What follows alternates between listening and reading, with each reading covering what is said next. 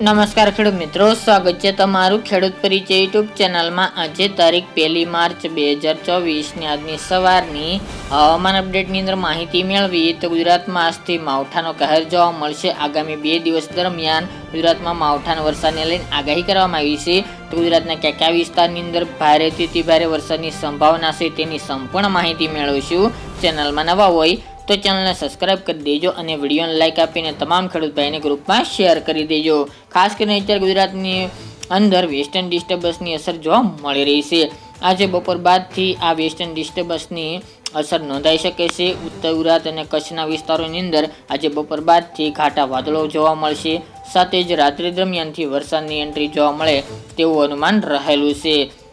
ખાસ કરીને આ માવઠાનો માર 2 દિવસ જોવા મળશે। આ વેસ્ટર્ન ડિસ્ટર્બન્સ બહોળું એટલે કે મોટું છે, જેના કારણે ગુજરાતના મોટાભાગના વિસ્તારને આવરી લે તેવી સંભાવના છે। ઉત્તર ગુજરાત અને કચ્છમાં ભારેથી અતિ ભારે વરસાદ પણ અમુક વિસ્તારની અંદર નોંધાઈ શકે છે, જ્યારે અમુક વિસ્તારની અંદર હળવા ઝાપટા પડશે તો અમુક વિસ્તારની અંદર મધ્યમ વરસાદ પડે તેવું અનુમાન દેખાઈ રહ્યું છે। અત્યારની અપડેટ મુજબ પશ્ચિમ સૌરાષ્ટ્રના વિસ્તારો, કચ્છના તમામ વિસ્તારો, ઉત્તર ગુજરાતના તમામ વિસ્તારોની સાથે મધ્ય ગુજરાતના અમુક વિસ્તારને પણ આ માવઠાનો માર જોવા મળે તેવું અનુમાન રહેલું છે। ખાસ કરીને વાત કરવા જઈએ તો જિલ્લાની ઉત્તર ગુજરાતની અંદર સાબરકાંઠા, બનાસકાંઠા, પાટણ, મહેસાણા અને અરવલ્લી આ 5 જિલ્લાના તમામ વિસ્તારોની અંદર હળવા મધ્યમ તો કોઈક જગ્યાએ ભારેથી અતિ ભારે પણ વરસાદી ઝાપટું નોંધાય તેવું અનુમાન રહેલું છે। કચ્છના તમામ વિસ્તારો, વાગડ વિસ્તાર, રાપર, ભુજ, ભચાઉ, ગાંધીધામ, માંડવી, નલિયા, નખત્રાણા સહિતના ભાગોની અંદર પણ હળવાથી લઈને ભારેથી અતિ ભારે વરસાદ પણ આ વિસ્તારની અંદર નોંધાઈ શકે છે। તેમજ પશ્ચિમ સૌરાષ્ટ્રની અંદર દ્વારકા, જામનગર, કાલાવડ, જામજોધપુર, પોરબંદર અને મોરબી એટલા વિસ્તારની અંદર પણ ભારે વરસાદ પડે કાલે ખાસ કરીને 2 તારીખ દરમિયાન તેવી સંભાવના રહેલી છે। આજે પશ્ચિમ સૌરાષ્ટ્ર, કચ્છના વિસ્તારો તેમજ ઉત્તરના વિસ્તારોની અંદર ખાસ કરીને વાતાવરણમાં પલટો રહેશે, તેમજ અમુક વિસ્તારની અંદર હળવા સામાન્ય વરસાદી ઝાપટા આજે જોવા મળશે, તેમજ સાંજ દરમિયાન જોવા મળી શકે છે અને રાત્રિ દરમિયાન ભારે પવન સાથે ગાજવીજ સાથે વરસાદ નોંધાય તેવી શક્યતા રહેલી છે। આ માવઠાનું જોર કાલે 2 તારીખ દરમિયાન જોવા મળશે।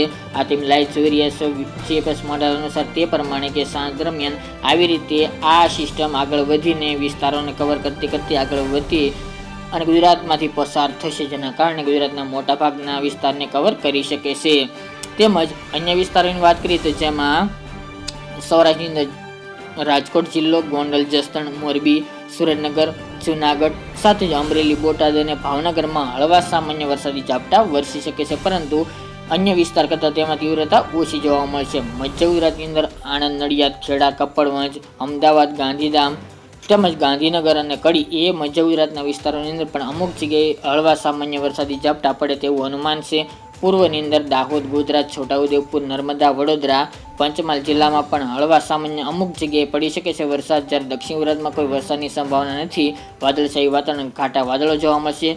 ડાંગ, આહવા એ વિસ્તારની અંદર ગઈકાલના રોજમાં હળવા સામાન્ય વરસાદી ઝાપટા નોંધાયા હતા, તે પ્રમાણે આજે પણ અમુક જગ્યાએ પડે તેવું અનુમાન રહેલું છે આગામી 2 દિવસ દરમિયાન।